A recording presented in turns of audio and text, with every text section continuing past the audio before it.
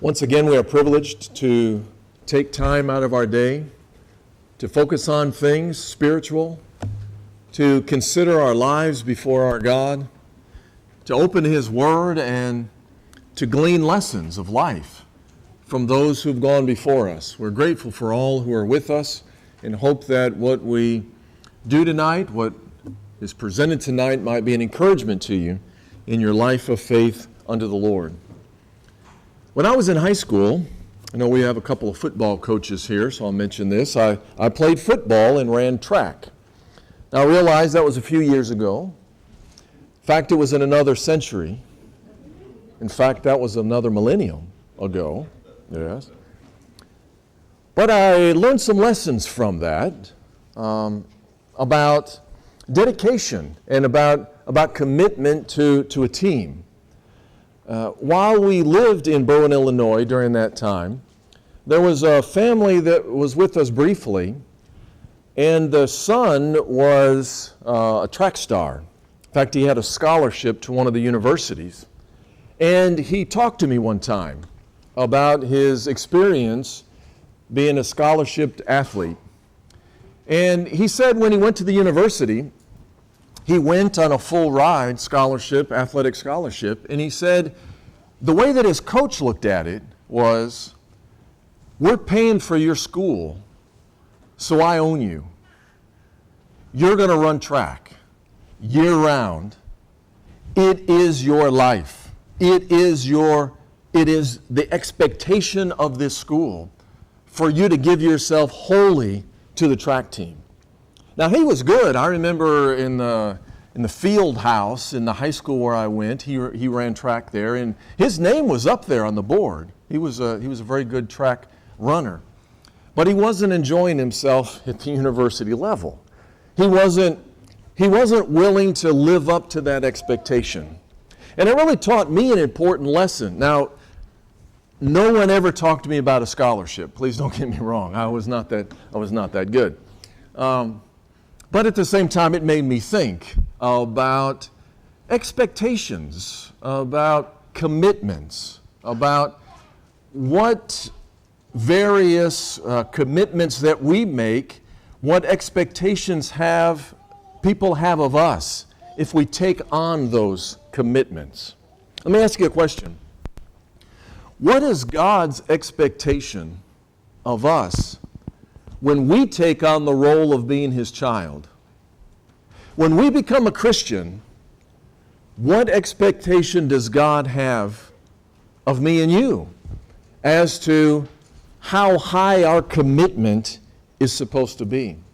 Now, it's true, there are blessings being a Christian. There are blessings in being a Christian that we do not deserve. They are greater than we will ever deserve, greater than we will ever earn. But at the same time, there are extremely high expectations that God has for us. If you would, turn in your Bibles to the book of Daniel, chapter 3. We're going to be focusing in on three young men, Hananiah, Mishael, and Azariah, also known as Shadrach, Meshach, and Abednego, who are probably in their early 20s at this time. They have been given a great deal of responsibility within the government of Babylon, and with that responsibility came expectations. With that responsibility, expectations of commitment to govern properly. If you look back the verse before, in chapter 2 and verse 49, Daniel petitioned the king, and he set Shadrach, Meshach, and Abednego over the affairs of the province of Babylon. But Daniel sat at the gate of the king. These young men had great responsibilities, and therefore great commitment was expected of them, but at the same time, parallel to their expectation and commitment to the government of the Babylonians, they also had commitment and expectations of God in their relationship with Him. And the fact is, sometimes our commitments are in conflict with each other, and something has to win. What does God want to win in every circumstance? That's what we'd like to focus in on this evening in our lesson as we look at this fire that Shadrach, Meshach, and Abednego face. and the necessity that they had to live by faith. So we begin in chapter 3 and in verse 1. Nebuchadnezzar, the king, made an image of gold whose height was 60 cubits, and its width was 6 cubits, and he set it in the plain of Dura in the province of Babylon. So here this king Nebuchadnezzar, remember what happened in chapter 2, where he sees this image. He has a dream of this image of a head of gold with the chest and arms of silver and the stomach and thighs of brass and the legs of iron and the feet of iron mixed with clay. And there is a prophetic utterance that is given from that, so he can look into the future as to the world empires and the establishment of the kingdom of God. So right after that, and right after he recognizes the power of God, strangely, this man Nebuchadnezzar builds this image. And maybe this image is a replica of his dream, and he makes it all gold. Maybe this is an image of this Marduk, which seemed to have been the principal god of Nebuchadnezzar. Maybe it's an image of himself. But whatever the case, he wants everyone in his kingdom to bow and worship this image. It's not just that he wants the image to be there and everyone to see it. He wants them to bow to it. And this is an artist image of what perhaps this image of gold looked like as people were surrounding it. Here in chapter 3, verses 2 and following, he calls for a vast different category, 7 different categories of people in his administration, all to come together to be at the celebration, the dedication of this great image. And we'll pick up the reading in verse 4. Then a herald cried aloud, "To you it is commanded, O peoples, nations, languages, that at the time that you hear the sound of the horn, flute, harp, lyre, and psaltery, the symphony with all kinds of music, you shall fall down and worship the gold image that King Nebuchadnezzar has set up. And whoever does not fall down and worship shall be cast immediately into the midst of the burning fiery furnace." So at that time, when all of the people heard the sound of the horn, the flute, the harp, the lyre, and in symphony with all kinds of music, all the people, nations, and languages fell down and worshiped the gold image that King Nebuchadnezzar had set up. Now you think about it from their vantage point for a moment. He calls in all of his chieftains, all of the administrators of his great vast kingdom. He is the king sitting on the top of the world empire at this time, and he's making this edict, and all of these individuals that have power underneath him, they owe him commitment. They owe him the responsibilities, the work that they're going to do. In fact, the commitment is so strong in the eyes of Nebuchadnezzar. If you don't do what I'm telling you to do, I'm going to kill you. I'm going to throw you in the fiery furnace. And he had that power. He had that authority. Now, for those individuals, what kind of choice would that be? Well, as we've already noted, there were 50 different temples that had been unearthed to various gods within Babylon. So these people, these pagans, they worshiped all kinds of gods. So they have a choice to make. Well, do I want to keep my job and all of the perks that go with the job? Or do I want to be faithful maybe to the one of the 30 or 40 different gods that I worship, and I don't want to add another god to this? I mean, most likely they're going to say, there is no expectation of commitment to all of these gods. I can worship one God, I can worship 10 gods, I can worship 50 gods. If I have to add one more god to it, what does it matter? And so all of the people, it says, they make the compromise and they fall down and they worship this, strangely, it's an image of gold, but they bow down and worship as if it is real, as if this image of gold is a god. Well, in verse 8 it says, "Therefore at that time certain Chaldeans came forward and accused the Jews, They go before Nebuchadnezzar, and they have a secret. They have some gossip about a few of the Jews that are not bowing down to this image. In verse 12, there are certain Jews whom you have set over affairs of the province of Babylon, Shadrach, Meshach, and Abednego. These men, O king, have not paid due regard, notice how they phrase this, to you. They do not serve your gods. They do not worship the gold image which you set up. These tattlers, for some reason, why would politicians tell on other politicians? Could you imagine in our society, in our culture, among the politicians, them telling stories on other politicians in order to gain advantages? That's almost difficult to understand, but apparently politicians have always been politicians. Maybe it's because they want to have some advantage politically. Maybe they're racists and they're against the Jews. Maybe they're just arrogant. Maybe they believe in this God that they have bowed down before. But for whatever reason, they bring these three before King Nebuchadnezzar.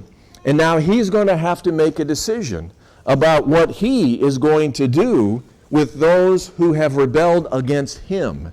We pick up the reading in verse 13. Then Nebuchadnezzar, in rage and fury, gave commandment to bring Shadrach, Meshach, and Abednego. So they brought these men before the king. Nebuchadnezzar spoke to them, saying, Is it true, Shadrach, Meshach, and Abednego, that you do not serve my God? Notice how personal, notice how arrogant, notice how narcissistic, self-centered this individual is. How my gods, or worship the gold image that I set up. Now he seems to be willing to compromise here a little bit in verse 15. Now, if you are ready, at the time you hear the sound of the horn, the flute, the harp, the lyre, the psaltery, in symphony with all kinds of music, and fall down and worship the image that I have made, good. But if you do not worship, you shall be cast immediately in the midst of the burning fiery furnace. And who is the God who will deliver you from my hands? Notice the arrogance again of that statement, from my hands. He believes that he is stronger even than the gods. Who is the God? Where are they that can deliver you from my hands? So now Shadrach, Meshach, and Abednego, they have a dilemma, do they not? What are they going to do? On the one hand, they have a commitment to be team players within Babylon. Yes, they have been snatched out of their homeland. Yes, they have had to learn a new language, a new culture, but they've been given responsibilities. They've been given some perks of the job here. They need to be team players. They need to have a commitment to Babylon, yes, on the one hand. But on the other hand, God is very clear. In the Ten Commandments, He said, you shall have no other gods before me. You are not to make a graven image of anything that is on the earth, in the heavens. Nothing you are to bow down to. Exclusively, you must bow down to God. So now they have a dilemma where they have two commitments, but these two commitments are in conflict one with another.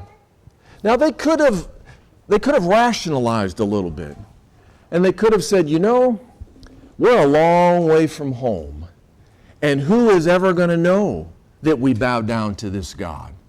We can just go along with the crowd, and our parents are not going to know about it. Our people are not going to know about it. And where was God anyway when we were being snatched away from our homeland? Why didn't He rescue us from that? It could have been easy for them to justify, to rationalize this in their mind and to bow down to this image. Verse 16. Shadrach, Meshach, and Abednego answered and said to the king, O Nebuchadnezzar, we have no need to answer you in this matter. If that is the case, our God, whom we serve, is able to deliver us from the burning fiery furnace, and He will deliver us from your hand, O king.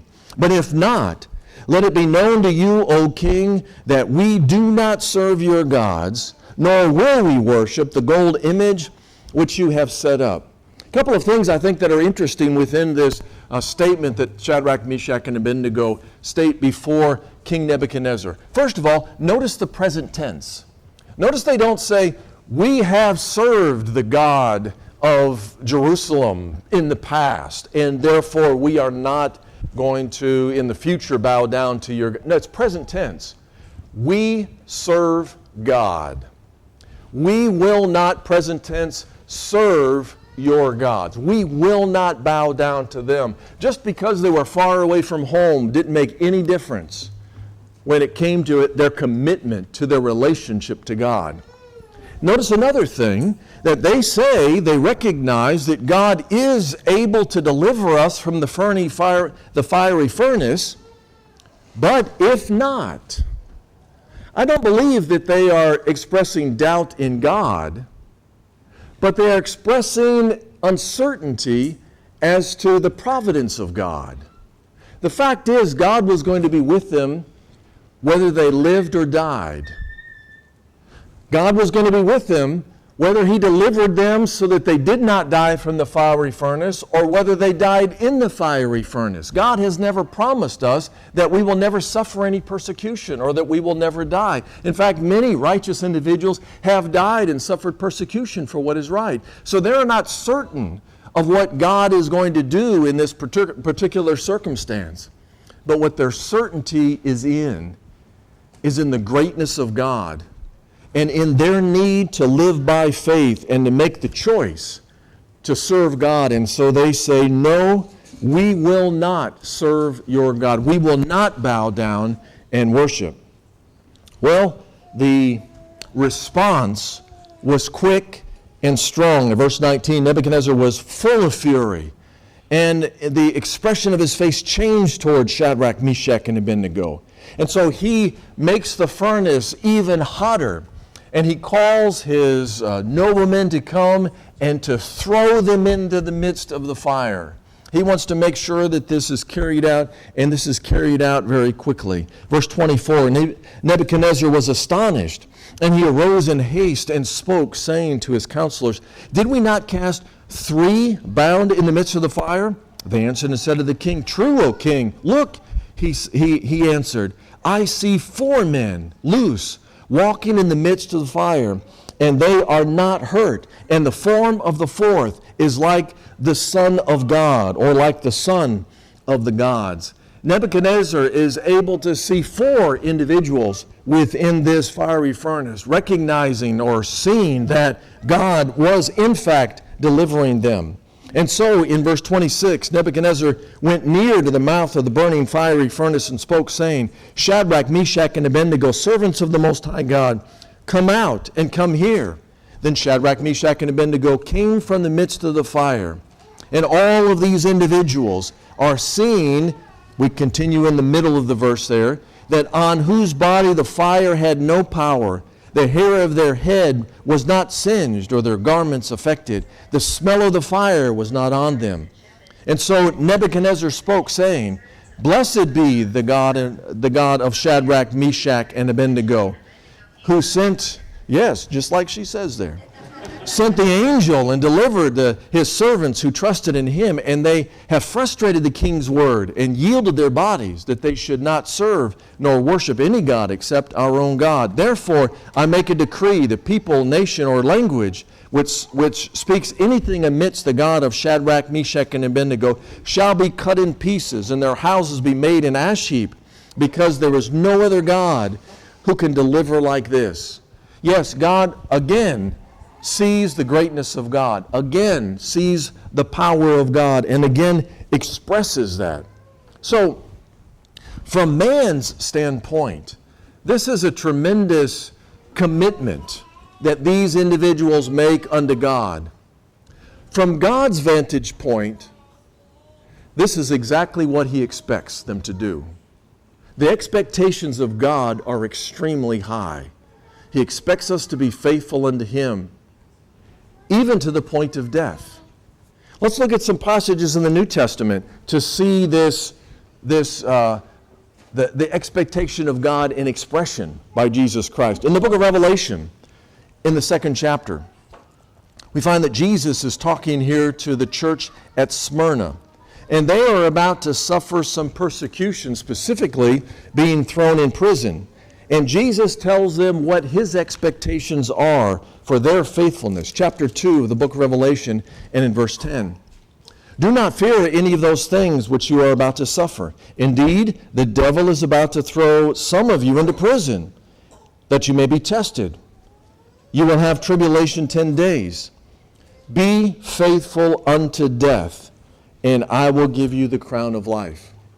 Now, sometimes we look at this verse, and this is a true statement, that what we need to be faithful until the time that we die.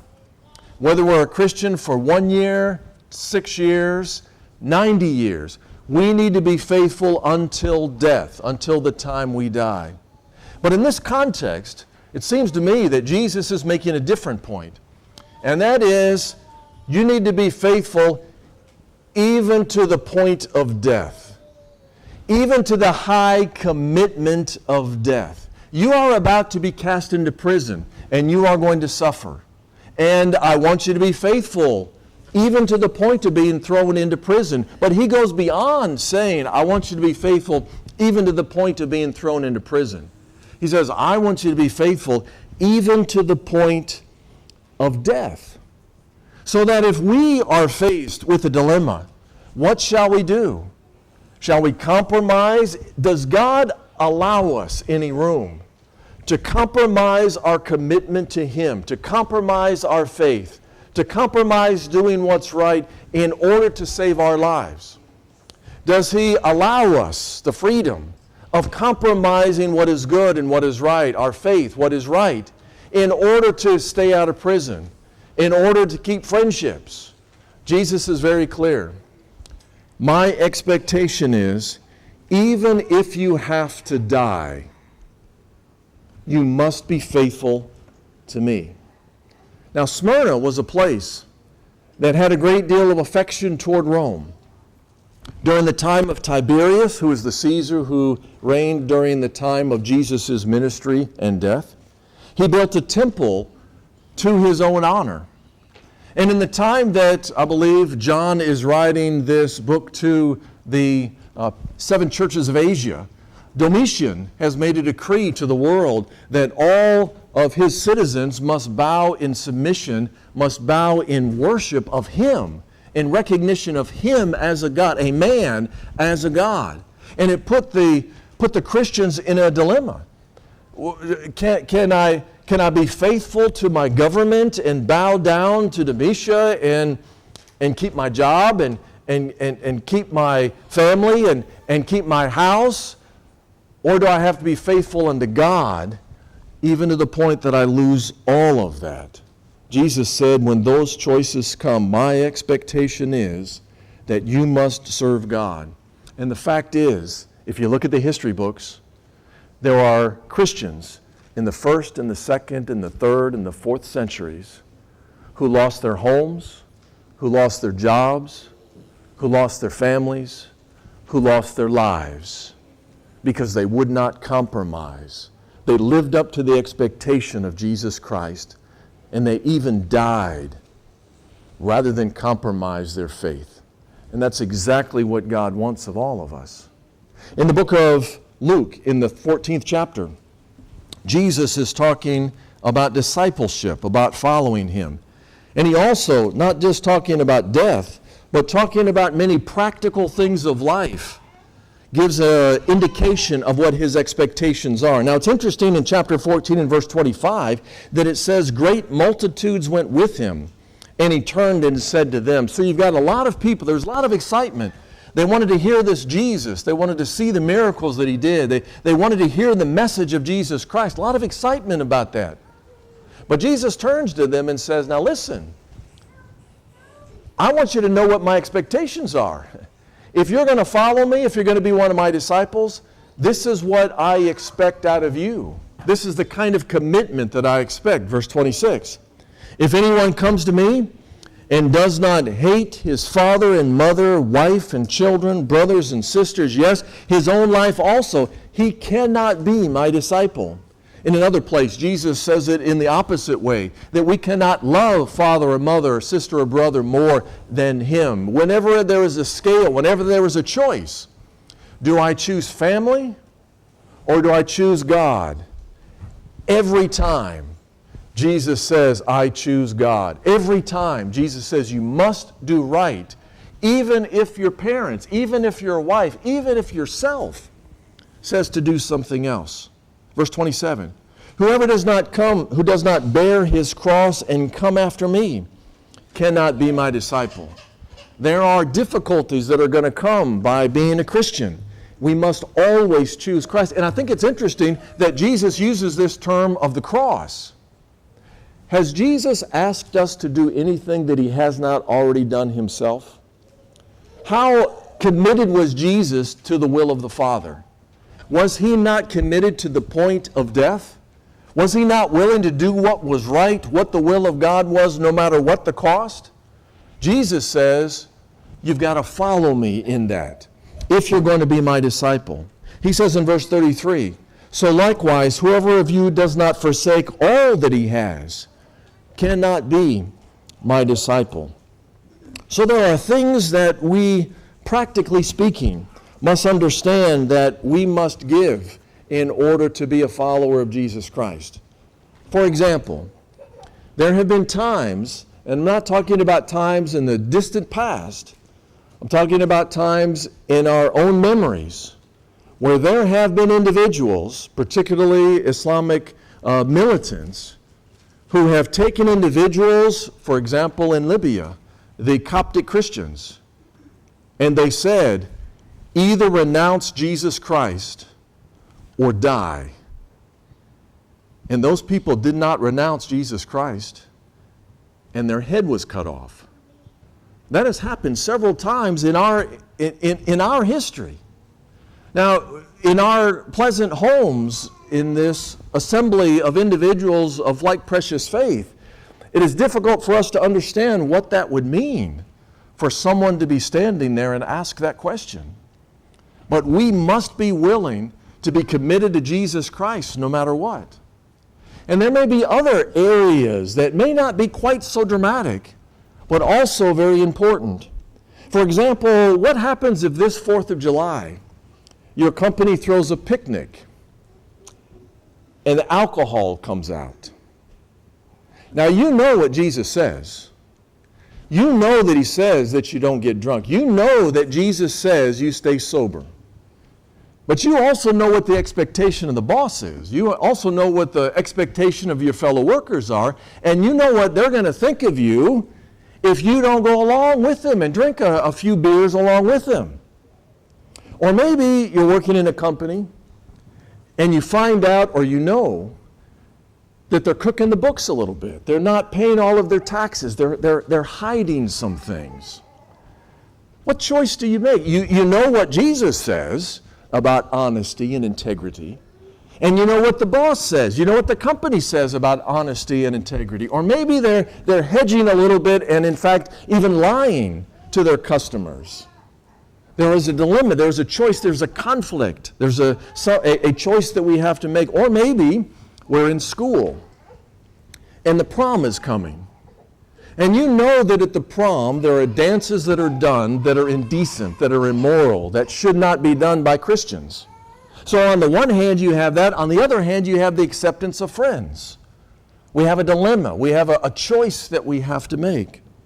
Or perhaps in class there is a discussion about evolution.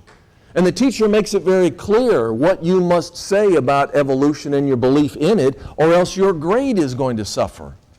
There's a choice that has to be made over whether or not we are going to serve the Lord or we are going to compromise our faith, compromise what is right. Or perhaps we're talking to a neighbor and he tells a filthy joke. And we are pressurized to laugh and to pat him on the back about the joke that he told. Or perhaps as a church, we find out that the government is going to get rid of our tax-exempt status if we don't stop talking about homosexuality as being a sin. Or we don't allow women to be ordained as preachers. or if we don't stop practicing discipline, where we ostracize, where we withdraw from individuals who are not practicing what the Bible says. What do we do as a church? Do we compromise with the government? We do have the responsibility to bow in submission to the edicts of the government, as long as they are not in contradiction to the will of God. We have choices that we have to make throughout our lives. Jesus' expectation is clear. Every time, all of the time, we do what is good, we do what is right, we do exactly what He wants us to do, even when faced with the fire.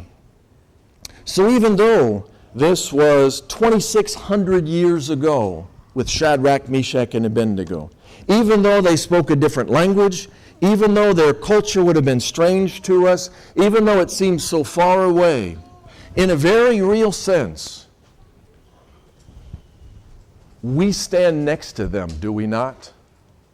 When they were talking to Nebuchadnezzar and saying, we are not bowing down to that image, we know what they're going through. We feel what they're feeling. And we're standing next to them as individuals of faith. Every time and all of the time. Because we want to demonstrate to God that we appreciate all that He's done for us. And we recognize not only what He's done for us, but what He expects of us. If you're not a Christian in the audience this evening, we would encourage you to take seriously the privilege it is to be a child of God. We have blessings in Jesus Christ, the forgiveness of sins, the hope of eternal life. We have purpose in this life. But with that privilege comes responsibility. And it is a high responsibility. Don't get in it before you count the cost, because it's a high cost. But those of us who have become Christians have counted that cost, and we've made the choice. Yes, I am going to serve the Lord.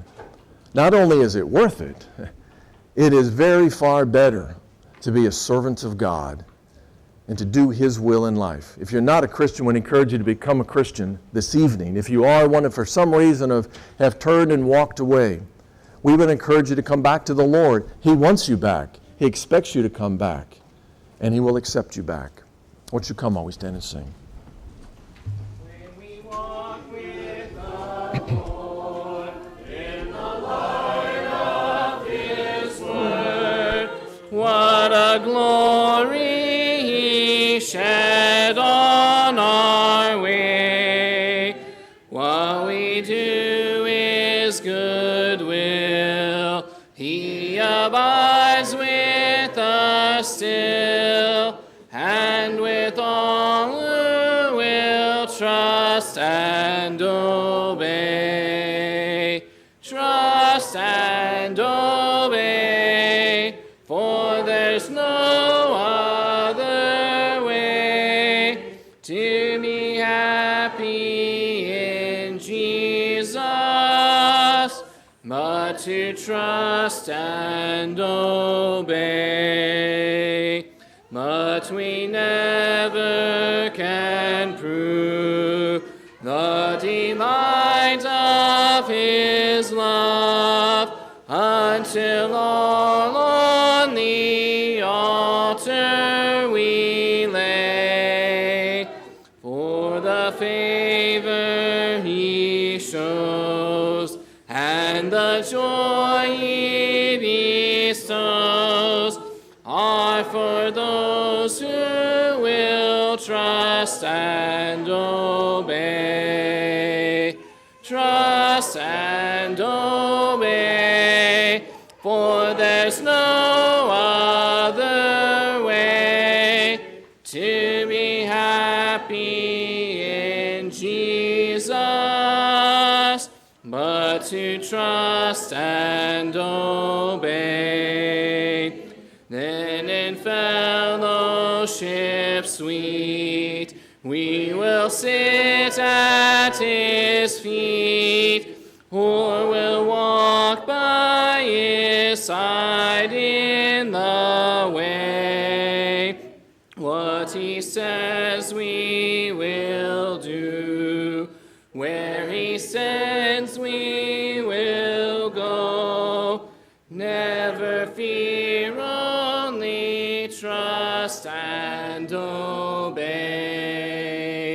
trust and obey, for there's no other way to be happy in Jesus but to trust and obey.